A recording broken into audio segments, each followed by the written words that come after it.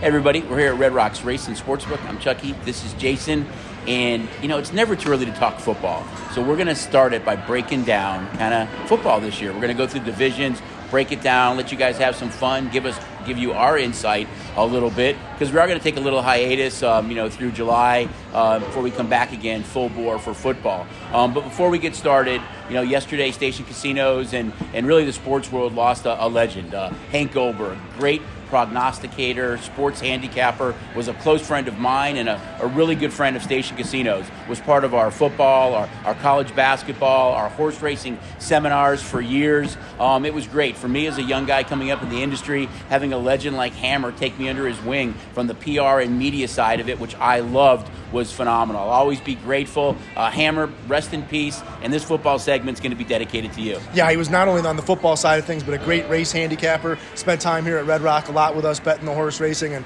he would have absolutely loved this segment, because this is what he did best, was go through NFL divisions and who was going to win championships and Super Bowls. It was so much fun always talking to him. Just he would call all the time, and not a media session or on the air, just having an opportunity to kind of talk about football, and his insight was always tremendous. We know he's from New Jersey, but was in Miami for a long time and part of the Dolphins, and he'd always give me some, I don't like the Dolphins this week, Chucky, or I like them this week. So we're going to jump in with the AFC East, and of course, that's the division of the Miami Dolphins. But I think, Jay, we have to start with Buffalo. So close the last couple of years, especially last year. That 12 seconds, I'm sure haunts them, the way they handled that kickoff to Kansas City, let them get in field goal range to tie it, and ultimately lose that game. But to me, they're still the best team right now in the AFC. You've got Josh Allen, you've got Diggs, you've got you went out and you signed Von Miller. I think the sleeper guy for that team who's going to emerge and have a huge year is Gabriel Davis. And where do they sit for win totals right now? Yeah, and we talk about the AFC East. The Bills are at the top, minus 250 to win the division, followed by the Dolphins at 4-1, the Patriots at 4-1, the Jets at a whopping 22-1 to win the division. The Bills sit at 11.5 with their over/under season wins, 11.5 over minus 55. Dolphins at 9 under 30. Patriots at 8.5 over 25, so there's a bit of separation there. 2.5 wins down to the Dolphins, 3 wins to the Patriots, and then the Jets down at 6 under minus 20. So we talk about a team to win this division. I think we can scratch the Jets off. They're at the bottom. I don't think we need to talk about them. But you talked about all those weapons that the Bills have. Not only are they favored to win the AFC East, they're our favorite to win the AFC Championship. They're the favorite to win the Super Bowl. They've got all those guys coming back. As you talked about, the development of some of those younger receivers.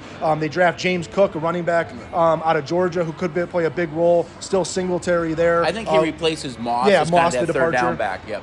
I talked about Von Miller. They really have it all going. The only thing that Brian Dable leaves them to go to the Giants, so maybe that's one takeaway that's there. But they do stay in-house for their offensive coordinator, which I think is a big part of it. When I look at this, I think that last year the second team was the Patriots. Really overperformed. Got a lot of wins, late wins. Mac Jones played absolutely fantastic.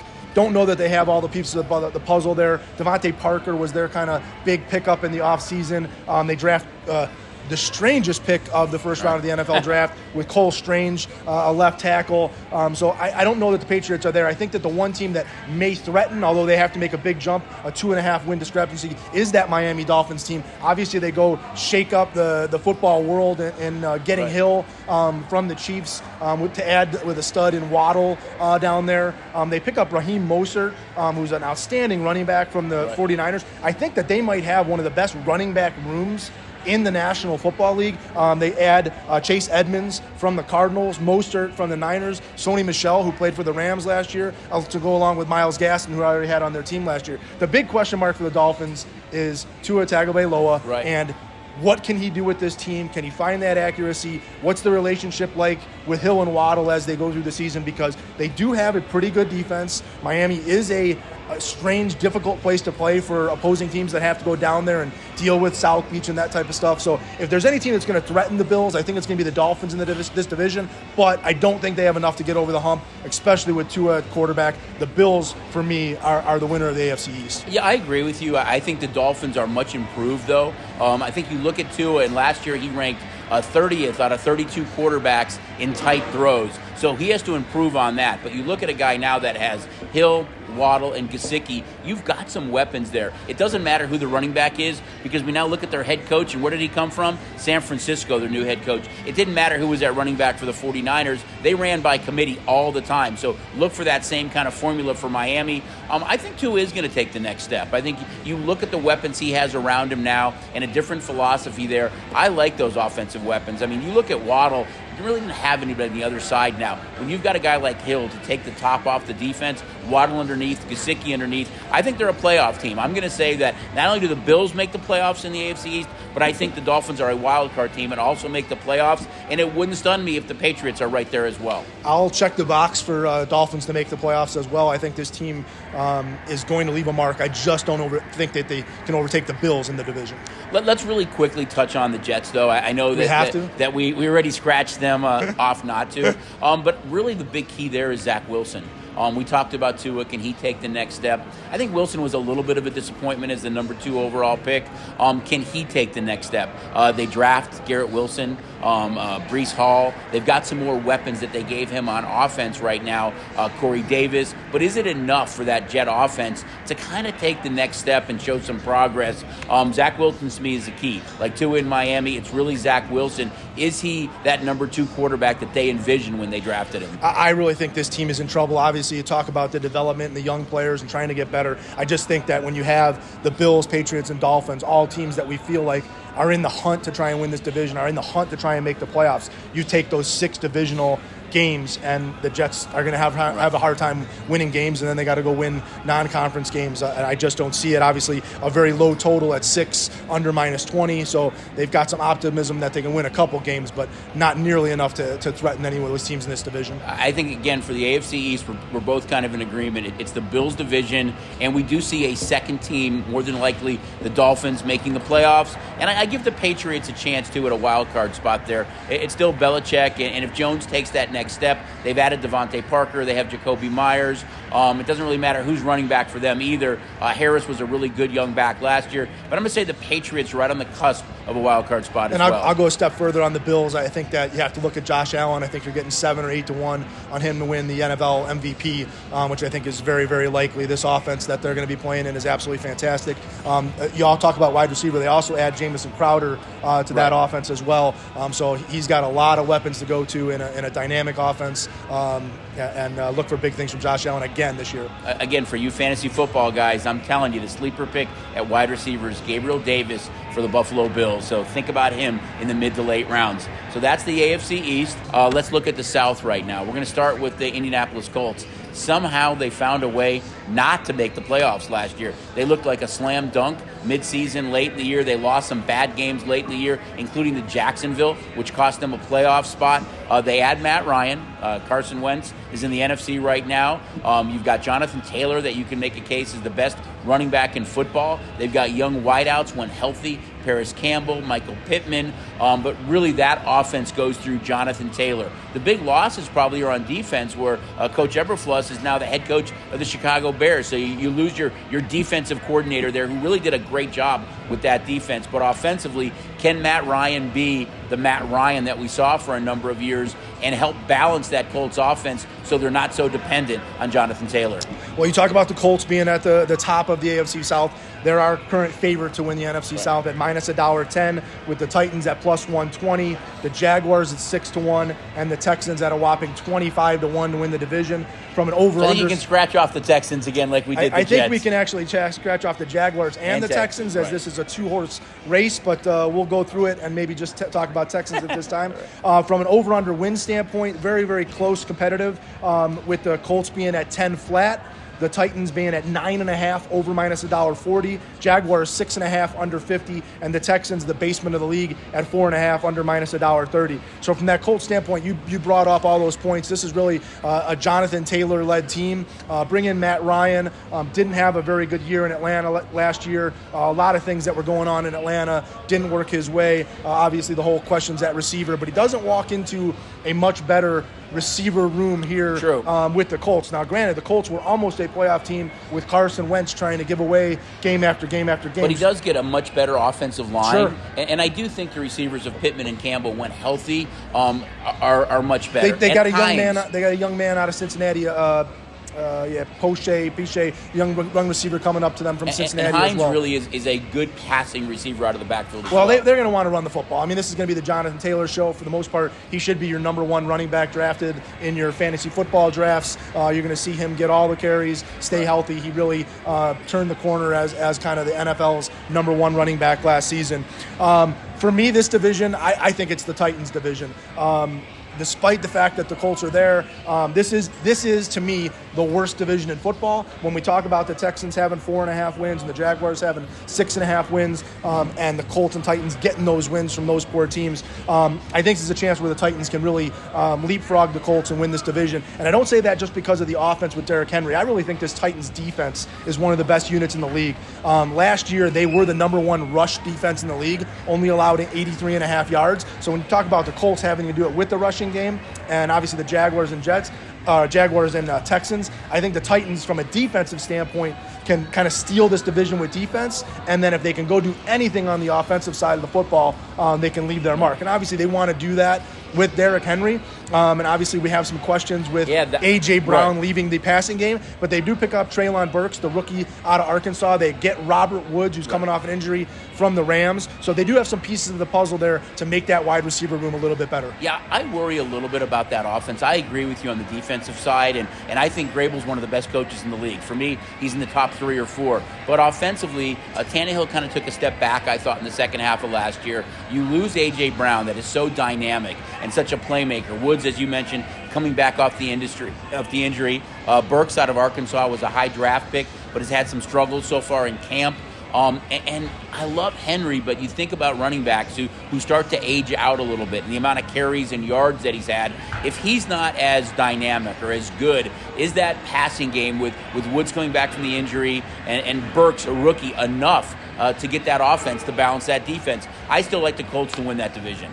Yeah, we said it's a two-horse race. The thing that I think from a Titans standpoint is we were jumping through the Julio Jones, A.J. Brown, how are they going to work? And it was some egos and stuff like that. I think you take away now the egos from this team. It's a Derrick Henry, Ryan Tannehill, who's up next to make the plays. I think they're just a little bit better than the Colts at this point. So we looked at the top 2 teams. Let's look at the bottom 2 teams right now. One is the Jags.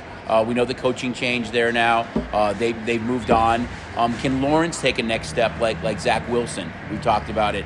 Travis Etienne, the running back out of Clemson, who was injured last year in the preseason, should be there with James Robinson. They make arguably the biggest offensive splash in the offseason by signing Christian Kirk. And the reason I say that is because they changed the entire market. They paid Kirk so much money that I think it caused guys like Devontae Adams and Hill to ultimately get traded because of that. Do they have enough on offense with kind of a young defense there to kind of improve on where they were last year, as the number 1 overall pick in Walker? Well, with our over-unders being at 6.5 and 4.5 respectively for the Jags and Texans, we're obviously not expecting a whole lot of either of these 2 teams.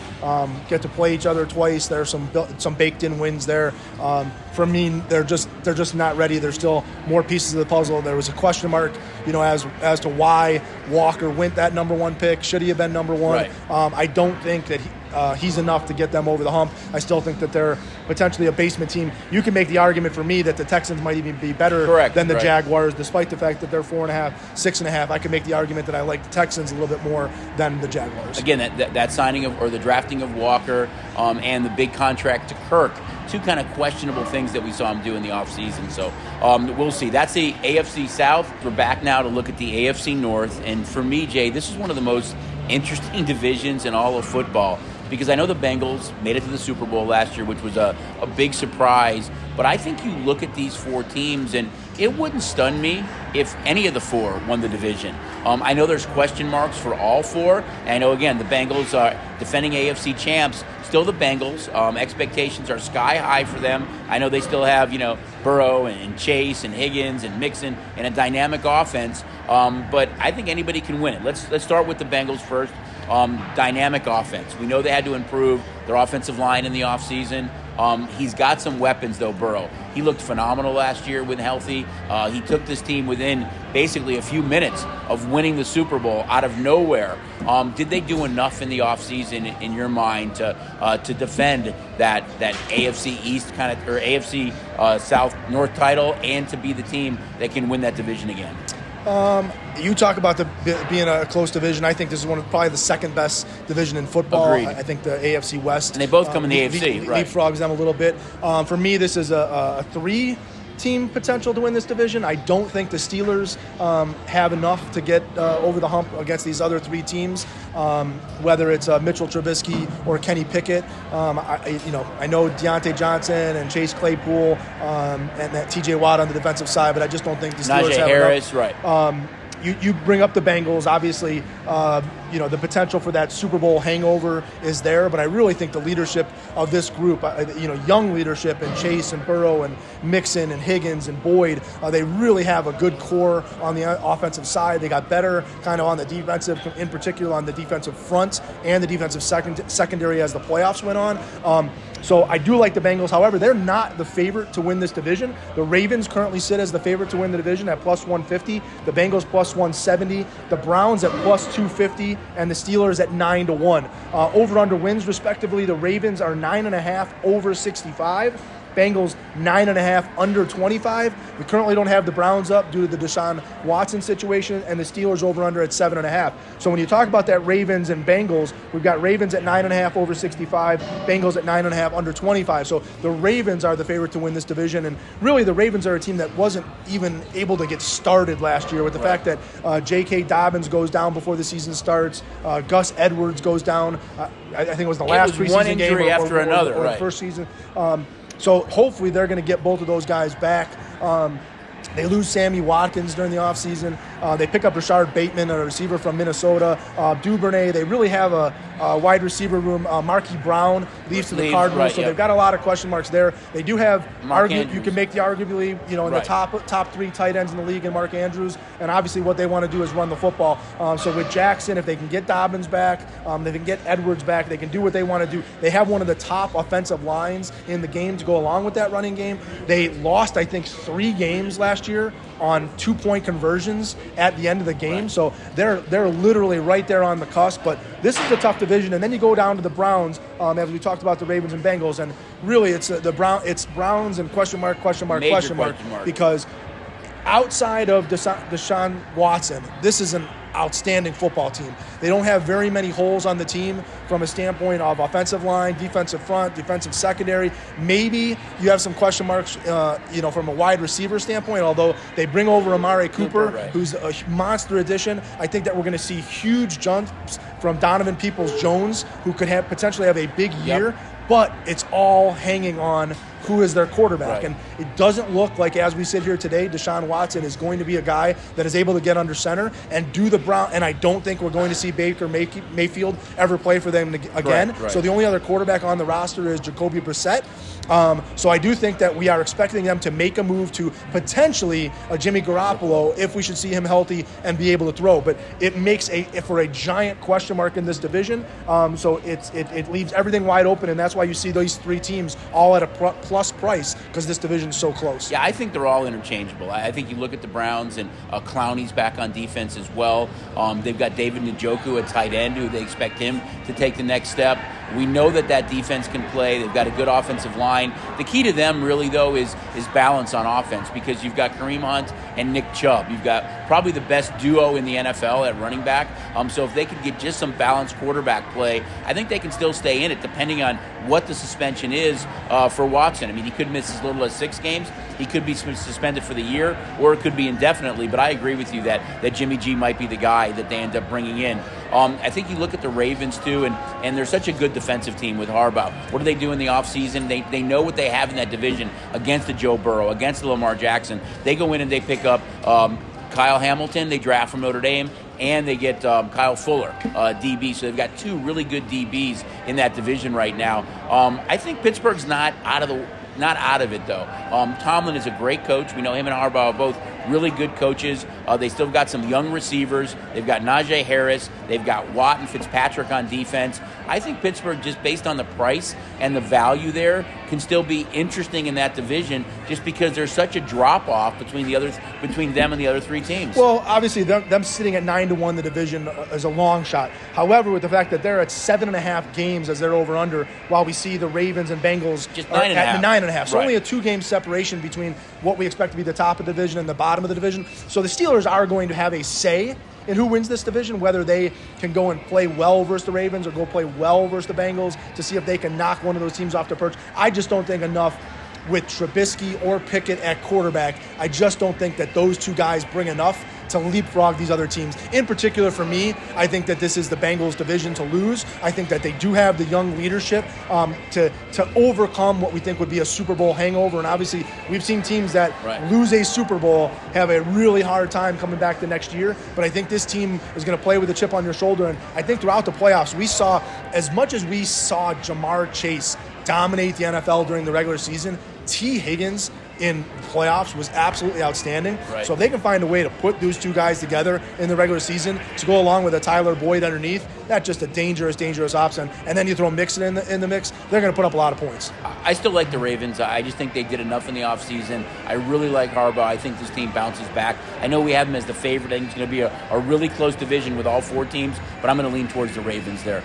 We just completed 3 divisions in the AFC, and now, which we both agree, is the best division in all of football, the AFC West. We kind of talked about the AFC North, thinking that maybe any one of the 4 teams can win it. I feel the same way about the AFC West. I know it's the Chiefs and how good they are. We know what the Chargers and Broncos have done in the offseason, and the Raiders. I think it's kind of an interesting division. First, we'll start with the Chiefs. So close last year. They lose Hill in the offseason. They sign MVS. They sign Juju Smith-Schuster. They sign Ronald Jones. And you kind of have a different wide receiver room than you did with Hill. Everything ran through Hill. I think now there's so much more balance. You look at big wide receivers like MVS and Juju Smith-Schuster, who are a lot bigger than what you got with Hill. We know they still have Kelsey. You add Ronald Jones to the mix with Edwards-Helaire. I think that offense, it's hard to say it got better when you lose a guy like Hill, but I think it got more balanced without Hill. You look at the Broncos, biggest move in the offseason, Russell Wilson. We thought that they were going to get Aaron Rodgers. Instead, they get Russell Wilson. They were so close the last couple of years to making the postseason. They lost, I think, more games the last 3 years than any other team by 6 points or less. Now you add Russell Wilson to that equation. Offensively, they've got Williams. You got Gordon. You look at that receiver room right now with Hamler and Sutton and Judy. They're a talented bunch. The Chargers, hey, that offense is dynamic with Justin Herbert. They've got Eckler. They've got talented wide receivers and Williams. But you look at the Raiders. Did they do enough in the offseason to really compete? Let me go back to the Chargers one sec. KJ Jackson and Khalil Mack they had on defense as well. But you think about the Raiders. They went out and they made 2 maybe of the biggest moves in the offseason, adding Devontae Adams on offense and adding Chandler Jones on defense. Did the Raiders do enough to compete in that division? And who do you like in that division, Jay? You ran through the whole thing. Now let's slow down and go back and you talk about this being the best division. I was just excited about the AFC West. The separation that we have here within the AFC West. So we'll start at the top. Chiefs are the favorite to win the AFC West at plus $1.50. Chargers at plus 225. Broncos at plus 240. And the Raiders pulling up the rear at plus 550. But the separation from an over-under win standpoint doesn't show that type of separation. Chiefs, 10.5 over 40. Chargers, 10 over 35. Broncos 10 over 25, and the Raiders at 8.5 over 30. So from the top team in the division to the bottom team in the division, we only see a 2-game separation. I'll go back to start at the top where you were at the Chiefs. Obviously, the loss of Hill is what they have to overcome. You bring in the wide receivers in Juju Smith-Schuster, MVS. Hardman's still there. They also draft Sky Moore, another player there to go with. I just want to interrupt one second. I think the interesting piece to the Chiefs and the Dolphins trade is Hill going to miss Mahomes more, or is Mahomes going to miss Hill more at the end of the season? Yeah, and again, in this discussion, I'm not talking about the Chiefs going on to win an AFC championship or to win a Super Bowl. I'm talking about, can they win the AFC West, and what do they have to do to win the AFC West? And I'm not going to say where I think they land until we go through the Chargers and through the rest of the group. Because obviously they're going to play with a little chip on their shoulder. I think the way that Hill left the franchise, I think the way he called things out in Kansas City, they've had so much success year over year that there's no leak or not coming to play, because they're going to play with a chip on their shoulder because Hill left and kind of called them out because of it. Chargers, obviously, you talk about picking up Khalil Mack. With Bosa, the way that offense has continued to play, Herbert continuing to get better. The one thing that hurts me from them here is, again, still not having essentially a home field advantage as the Los Angeles Chargers. Teams coming into there's no intimidation about going into play in LA. We've seen this team play terrible out of the gate and then do great at the end of the season, kind of chasing teams. Last year, they played great out of the gate. I think they won 4 of their first 5 or 5 of their first 6, and then tail off at the end of the year, getting knocked out by the Raiders in the last game of the season. Right. And they just haven't been able to find that continuity. This year, 4 of their first 9 games are against Seattle, Atlanta, Jacksonville, and Houston. So they're going to gain some confidence right out of the box. They should be able to have 4 wins there, and then they have some divisional opponents there. But the Chargers are interesting from that standpoint. Broncos, you talked about it. This was the move of the offseason. A Bronco team that doesn't have that, dominant Super Bowl defense, but they do enough. And Russell Wilson goes from a Seattle team that was a winning team to now a Seattle team that has an over-under of wins of 5.5 wins. So Russell Wilson, if anybody can take a team and add 4 to 5 wins, this is a guy that can do it. And so those top 3 teams, to me, competitive, obviously 10.5, 10, 10. But it's the Raiders sitting all the way at the bottom at plus 550 and 8.5 that I have a big circle on. Because for me, a team that has a 2-game separation that I can get plus 550 to win the division on, I'm going to go ahead and circle that up, and I'm going to take a shot with the Raiders to win this division. And a lot of people are going to call me crazy because their offensive line is not very good. The defensive secondary, especially when you're going to have to play the Chiefs and the Chargers and the Broncos, is not very good. But there's something about this Raiders team, and we saw it last year when John Gruden causes all these off-field issues, and Ruggs with the off-field issues, and Damon Arnett with the off-field issues, and this team's able to bond together and play together and make the playoffs. And remember, they're just 1 or 2 plays away from beating Cincinnati, who went to the Super Bowl in that playoff game. You get Chandler Jones from Arizona, who's a dynamic playmaker on the defensive side of the football. Crosby on one side, Jones on the other. That should kind of maybe plug some of those holes in the secondary if you can get those guys to the quarterback very quickly. And obviously we know about Devontae Adams coming to partner up with Derek Carr and what he's going to add to the offense. So when you have a Carr and Renfro, and you add Demarcus Robinson, who they get from the Chiefs, and Waller and Jacobs and Drake in that backfield, I think from an offensive standpoint, this team has a chance to be very, very dynamic. Renfro was good last year. Waller was good last year. Now you add Devontae Adams to that offense. You have to leave Waller one-on-one. You have to leave Renfro one-on-one. You are going to have to do something to cover Devontae Adams, and not many people can cover Devontae Adams. And I know that there's the prediction of Devontae Adams maybe having a little bit backwards year because he doesn't have an Aaron Rodgers finding those holes and throwing to him. I'm not sold that he's going to go down because I think the Raiders are going to throw the football a ton. I think we have a head coaching change, and Josh McDaniels remembers what his failures were in Denver, and he's going to come out, be super creative. So from my standpoint, long shot, again, you're getting plus 550. There's a reason they're the 4th team in the division, but I'm going to take a chance, circle the Raiders, and we'll see how the season plays out. I think the whole division you can almost bet over. I think when they're playing each other with those 4 quarterbacks, you're going to see a lot of games that go over. Interesting for the Raiders that you say that, because we're going to have an idea of how good they are out of the jump. In their first 5 weeks, they play all 3 of their division opponents. So we'll know pretty quickly at the end of 5 weeks where the Raiders stand with those guys. And you talked about Carr and the coaching change. This is the most dynamic offense, or the best skill position players that Carr has had since he's been a Raider quarterback.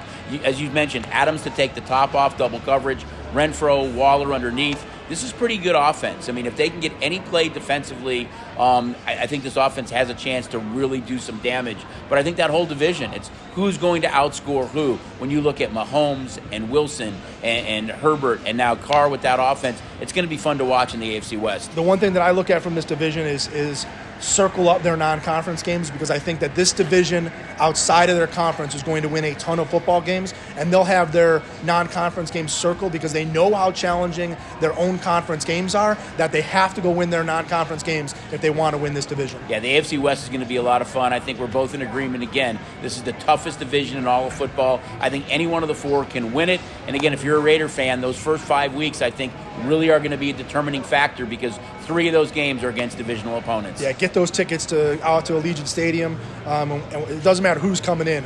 These are going to be great football games, and I have a feeling that the sports books are not going to be cheering for the Raiders when they're at home, as we're going to have extreme liability on Raiders games and this year. And we'll do exactly what we've been doing the last couple of years. You're going to see several pages of props, both over the counter and, of course, on STN Sports, where you can bet everything that's going on in the Raiders games, especially with the Raiders players and whoever they're playing that week, too. So it should be fun. That kind of breaks down the AFC right now. We've talked about a lot of teams who we kind of like, maybe a few that we don't dislike, but some of the divisions really have some major question marks right now.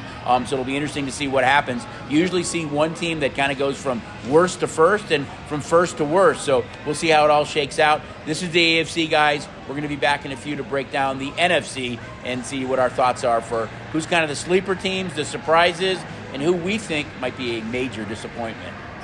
Hey guys, now we're going to go into the NFC. We're going to start with the NFC East. And is it the Cowboys division to lose? We haven't had a repeat champ in the NFC East in over 10 years. The Cowboys seem to be that team, defending champs for the East.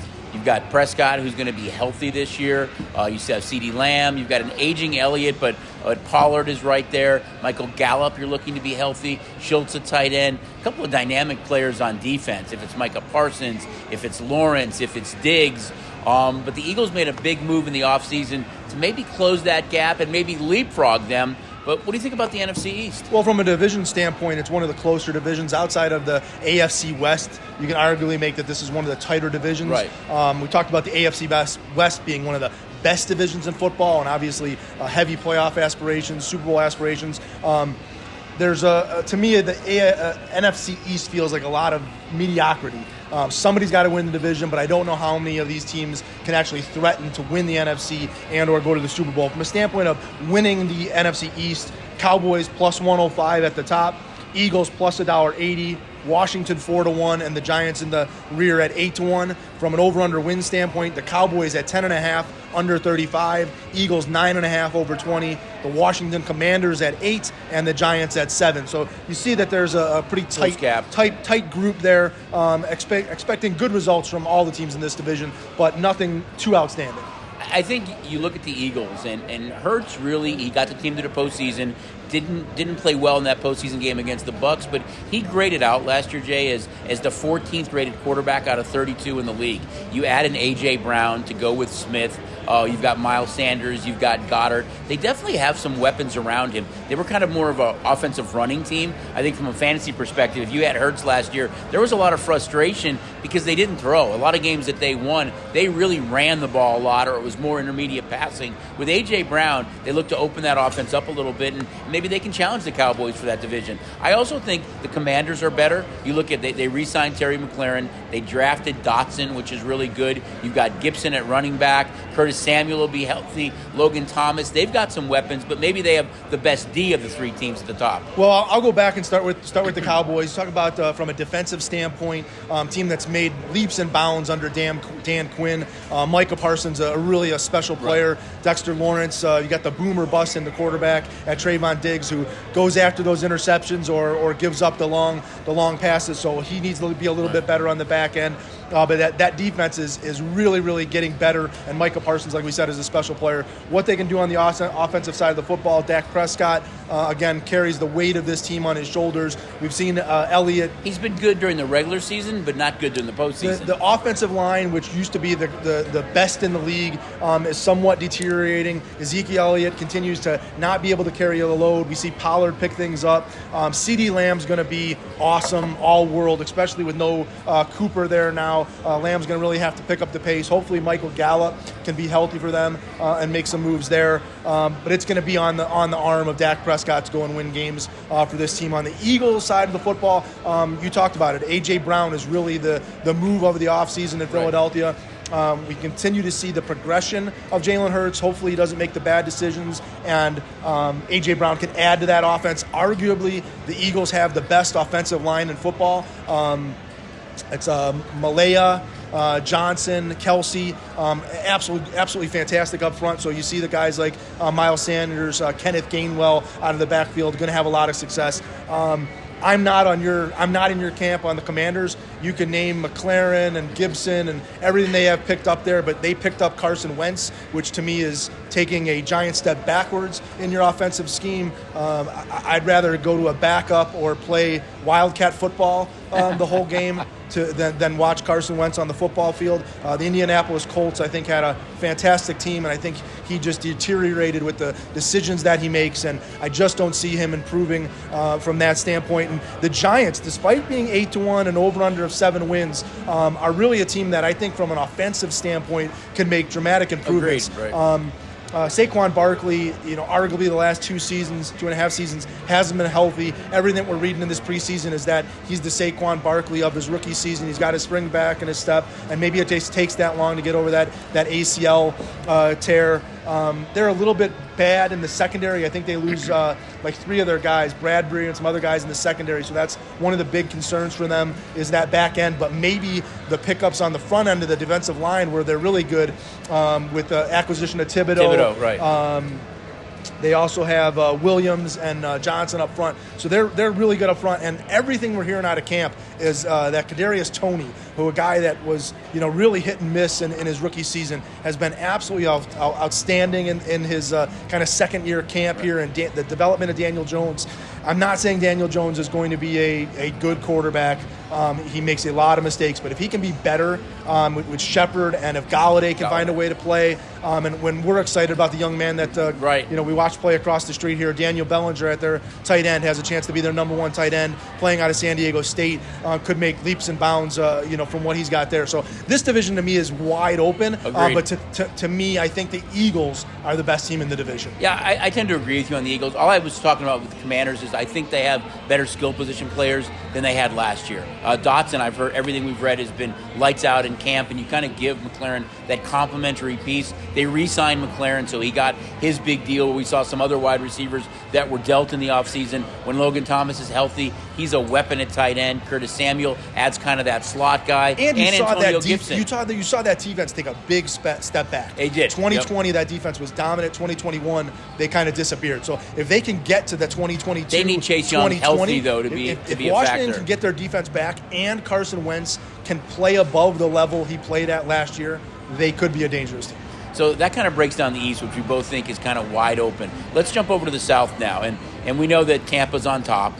Tom Brady, he was in, he was out, he's back in again, saying this is his last year. He's got most of those pieces outside of Gronk back on the offense. You've got Mike Evans, you've got Fournette, hopefully a healthy Chris Godwin, Russell Gage. There's a new piece, but New Orleans, I think, a lot of people are down on them just because of the possible suspension to Kamara. But I think that Saints team is going to be a different team this year. I know we both like them a little bit. Let's talk about the 2 teams on the top, Tampa and the Saints. Yeah, I'll start from the bottom because I don't know that we have to spend a ton of time at the bottom with the Falcons and Panthers. Over-under for the Falcons is 5, under minus $1.30. For the Panthers, it's 6, under minus $1.20. Respectively, the Falcons are 16-1 to win the division. The Panthers are 10-1 to win the division. Leapfrogging to the top of the division, the Buccaneers minus 425. So our biggest favorite on the board to win the division, and an over-under wins of 11.5, under minus $1.30. And the Saints are 4-1 the division, 4-1 to win the division as the second choice with an over-under of 8.5. The big question mark there is the Alvin Kamara suspension, and what's going to happen there. But starting at the top with the Bucs, Brady, you talked about, he comes back, solidifies the fact that they are the number 1 team, way up there not only to win the division but to win the conference, to win the Super Bowl. They're heavy favorites. They acquire Akeem Hicks from the Chicago Bears, so the loss of Ndamukong Suh, who might end up with the Vikings if we go back, but Akeem Hicks is going to be a big run stopper for them. And Tampa defense, as much as we talk about the Tampa offense, that Tampa defense is absolutely fantastic. Playmakers all over the field. You add Russell Gage, who really was the number 1 receiver with Ridley being gone in Atlanta last year. Mike Evans, not that he's old, but some injury question marks there. Chris Godwin got some injury question marks. So Russell Gage could turn into a big guy for them, especially with Gronkowski being gone as well. Leonard Fournette, another running back, with the loss of Ronald Jones. Ronald Jones leaves Tampa. Gronk is gone for now.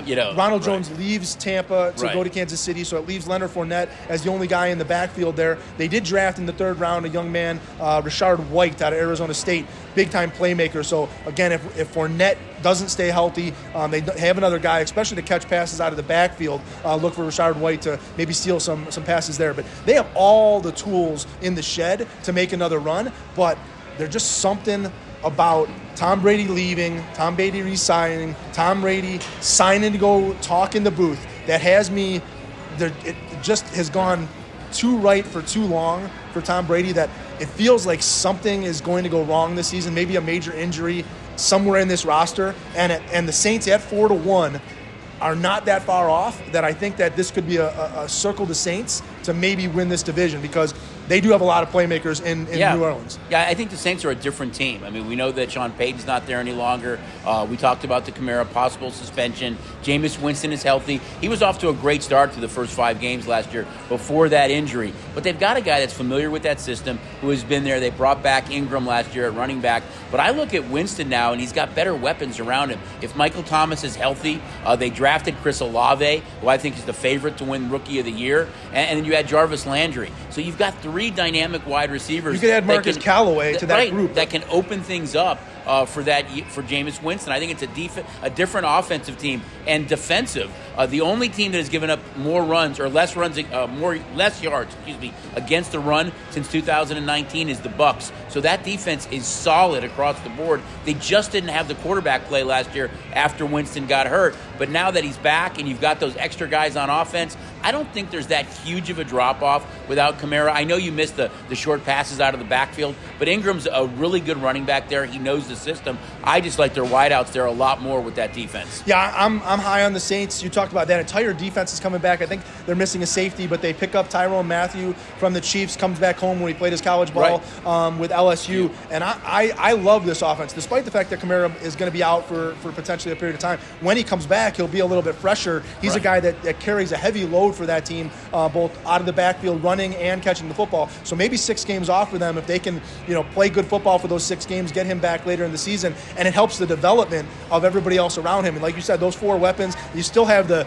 Swiss Army knife and Taysom Hill that you can use around the goal line and all over the field in short yardage situations. So the Saints become a very interesting team to me. Yeah, I think they're definitely a value pick right now with Tampa kind of getting most of the ink in the NFC South. I think the Saints are right there as well. And not to completely disregard the Panthers and Falcons, but some real question marks and holes all over those rosters. Obviously, Christian McCaffrey, we'll see if he can stay healthy with the Panthers. He's only played about 25% of the games over the last 2 years.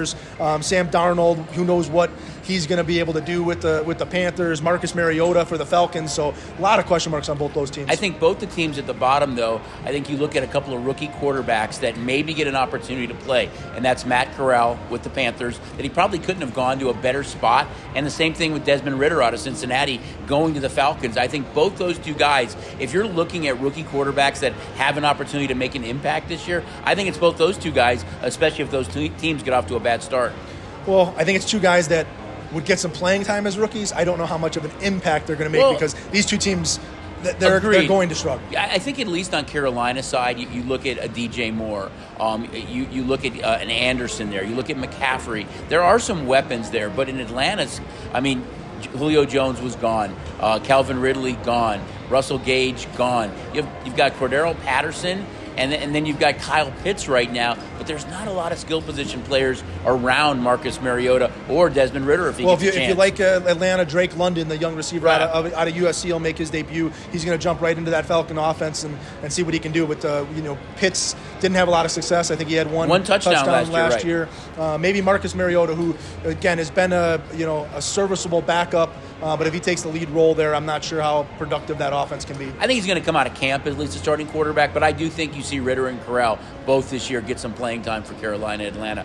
Let's take a look now at the NFC North, which is an interesting division. We think this division is probably the most interesting in the league, maybe. We know about the Packers. It's because we're both diehard Chicago Bear fans. Well, we're not going to talk that much about the Bears, though. I mean, the Bears have a lot of work to do as well. But you look at Green Bay and Aaron Rodgers with all the offseason saga, was he getting traded to Denver or was he going to retire? He comes back. He signs the big deal. But the big news out of Green Bay is that they lose his number one target in Davante Adams. They lose MVS. So now he goes into this season with a young receiver in Christian Watson. He's got Cobb. They do sign Allen Lazard again, but it's not that same receiving core that he's had. He wanted them to go out and get big-time receivers to complement Adams. They do have Watson, but no Adams. Now, what does that impact overall to Green Bay? They still have Aaron Jones and A.J. Dillon, so they've got good running backs. They've got Tanyan at tight end, but he doesn't have that big-time wideout. How does Green Bay make up for the loss of Davante Adams? We'll start with where the odds are on the over-unders. Packers prohibitive favorite to win the division at -$2. Vikings at +225. The Bears at 9-1 and Lions at 12-1. Packers over/under wins is 11.5 under 45. Vikings at 9 over a quarter. Bears is 6.5 over 30, and Lions at 6.5 over 20. So from a standpoint of looking at the Packers, it doesn't look like there's a competitive division for somebody to leapfrog them. Heavy favorite, and obviously 2.5 wins higher than the Vikings. If you look at the win totals, though, and you look at the odds to win the division, you would say the value is on the Lions.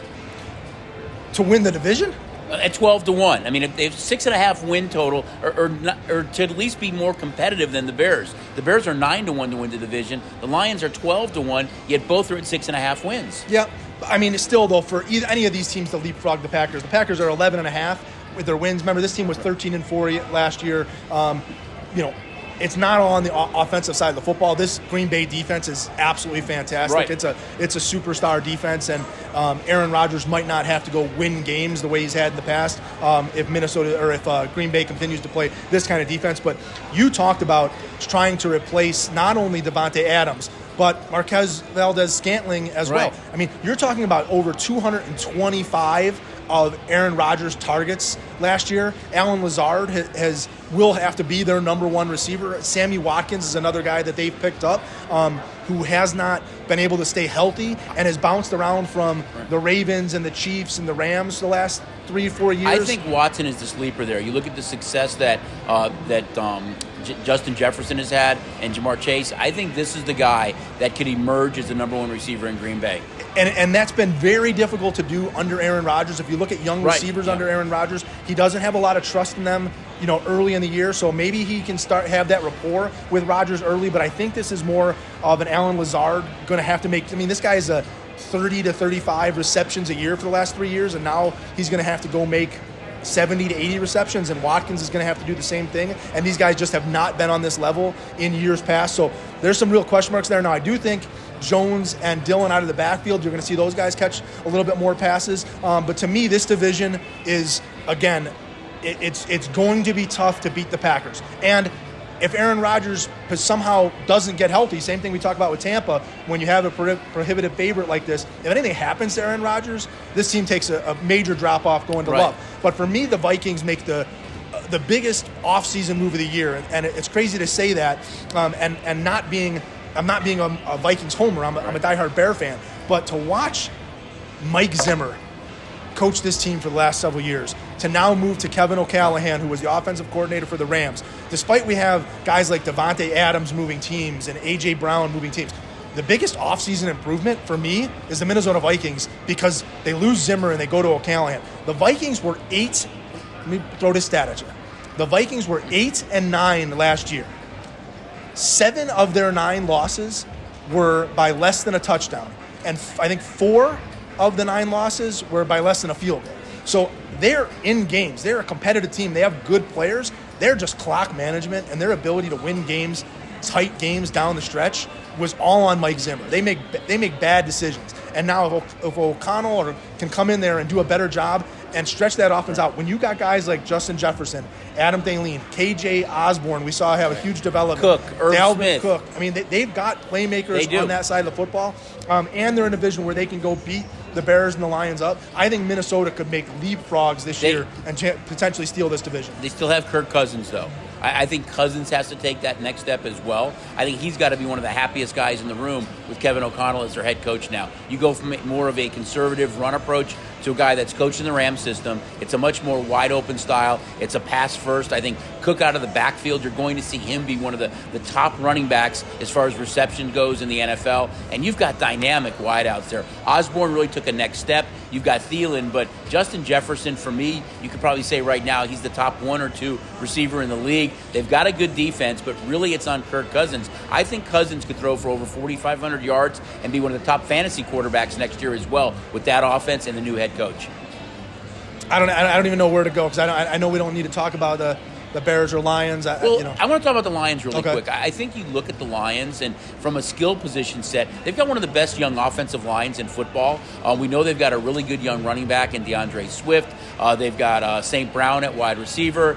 They went out and signed DJ Chark. They drafted Williams. They've got TJ Hawkinson. They really have some nice pieces in place. It's just Jared Goff. Can he take that offense to the next level? Over the last 6 games last year, he had 11 touchdowns and only 2 interceptions. He played much better. And all he had really was St. Brown. Hawkinson was hurt. You get Hawkinson back healthy. You've got Swift. And you add some of these young pieces at wideout. I think they've given him some better tools as well. I think the Lions are the 3rd best team. I know we're Bear fans, but I think the Lions are the 3rd best team in the NFC North. And the Bears will come in a distant 4th right now. I like the offensive weapons for the Lions. You saw a little bit, especially with St. Brown down the stretch, arguably probably a top 5 receiver down the stretch in those last 7 games for the Lions. If Jameson Williams can come and add something to them, depending if he can on his from health, the injury, right.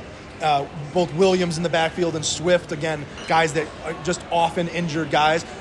Both these teams, the weakness of both these teams, several weaknesses all over the place, but in their secondaries, on their defense, not able to get after the quarterback, not able to cover receivers in the backfield. That's been the downfall for both the Bears and the Lions, and it holds true when you're trying to cover Devontae Adams and Justin Jefferson the last 2 years. And to me, Devontae Adams leaving this division, I can't tell you how many Green Bay games have we watched where he in the fourth over. quarter, it's Aaron Rodgers to Devontae Aaron, it's over and over again, and I just don't know if the Packers can find that magic, and I feel like the Vikings can go steal this division. I wonder if the Packers do, depending on how they look in preseason. There is receivers like Julio Jones out there and some big-name free agents. Do they still add another piece or not, depending on how some of these young wideouts look? Real quick on the Bears, Justin Fields is going to have to take that next step. They've got Mooney, they've got Montgomery, but after that, there is a big drop-off at wide receiver. Right now, they're projected maybe to be the 1st or 2nd pick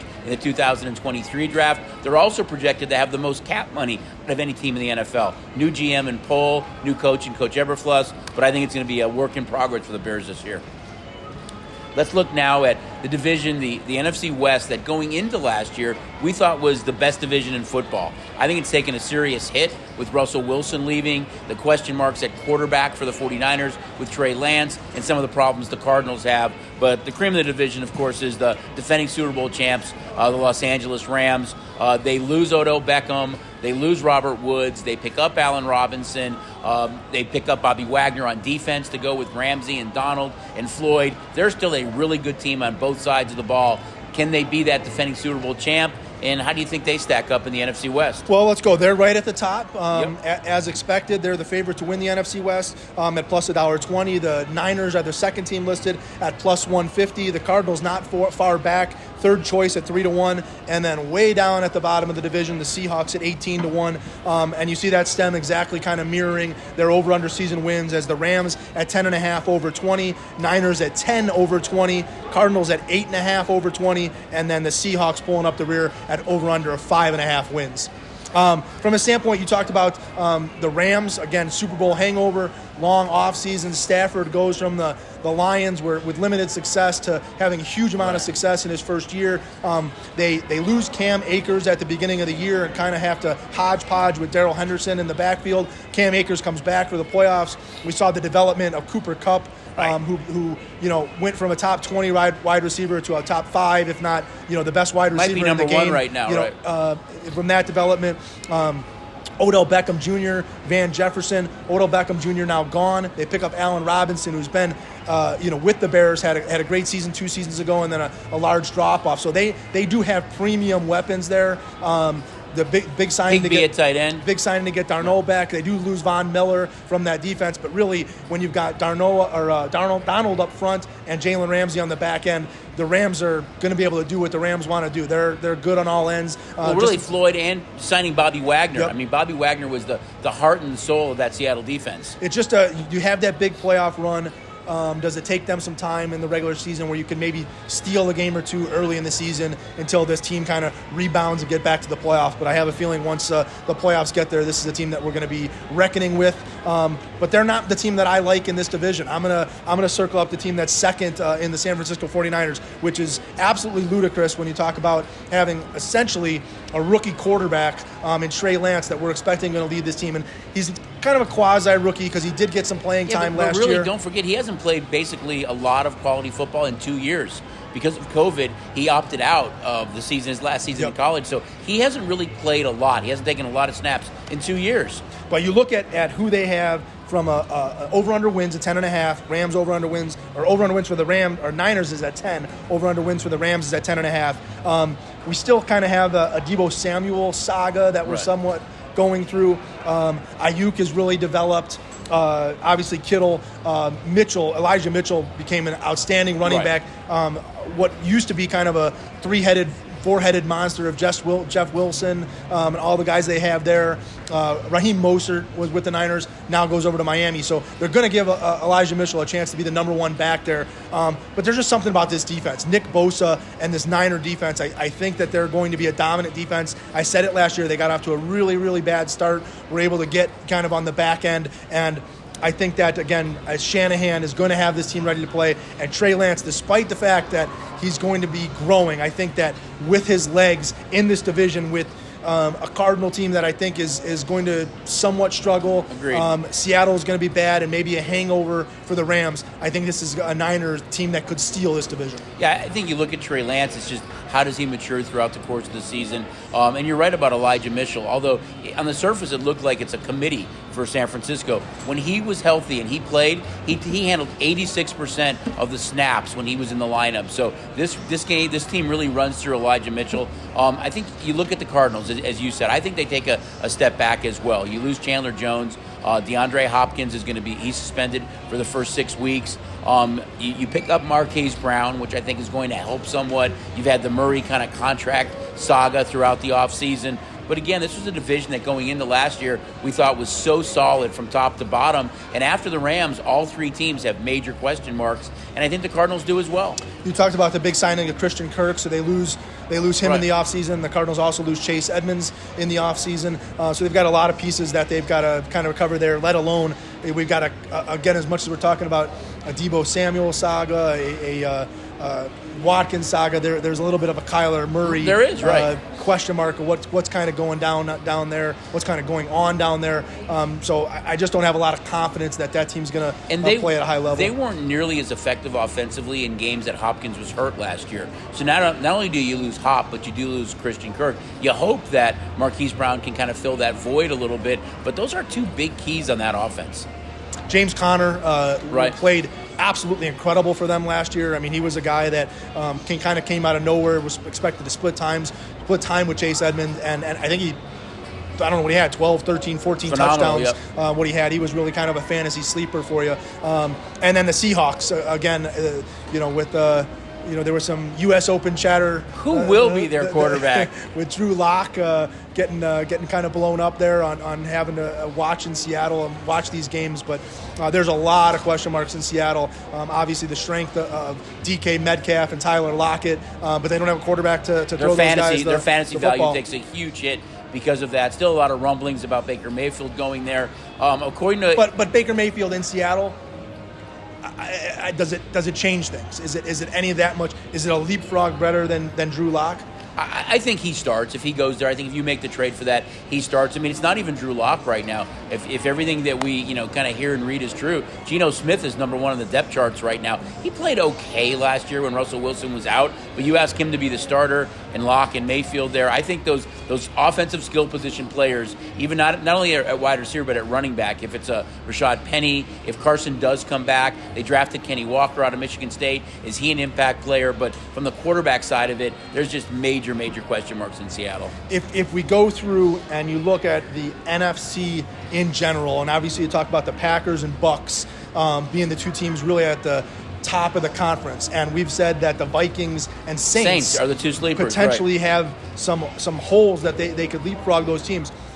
Who comes out of the NFC? Because I think this is one of those where we talk about the AFC and you talk about the Bills and the AFC West. There's some really top teams in the AFC. If we blow up these teams in the NFC, do you have a sleeper in the NFC? Is it wide open in the NFC? I think we've touched on it a little bit. I think the Saints and Vikings are those two sleeper teams. I'm going to throw the Eagles in that mix a little bit too, just because of the way they played last year. They were in a lot of games as well. They made the postseason. I think that A.J. Brown pickup really kind of opens up that offense a little bit. Hurts is a dynamic runner. We know they've got a really good offensive line. Miles Sanders is great. But now with Smith and Hurts and Goddard, you've got some talented guys in A.J. Brown on that offense. So I think they're a little bit of a sleeper team too. I'm going to say that it's not going to be the defending Super Bowl champs, Rams, representing the NFC in the Super Bowl. Yeah, and I'm just throwing it out there. I don't have the NFC odds in front of us, but I think that you could go deeper down and have a shot with some of these teams. We saw the Bengals make the Super Bowl last year, coming from way down on the bottom of the chart. I think the NFC, if you say the Packers and Buccaneers are maybe vulnerable, I think there's a large grouping of teams that may be able to steal an NFC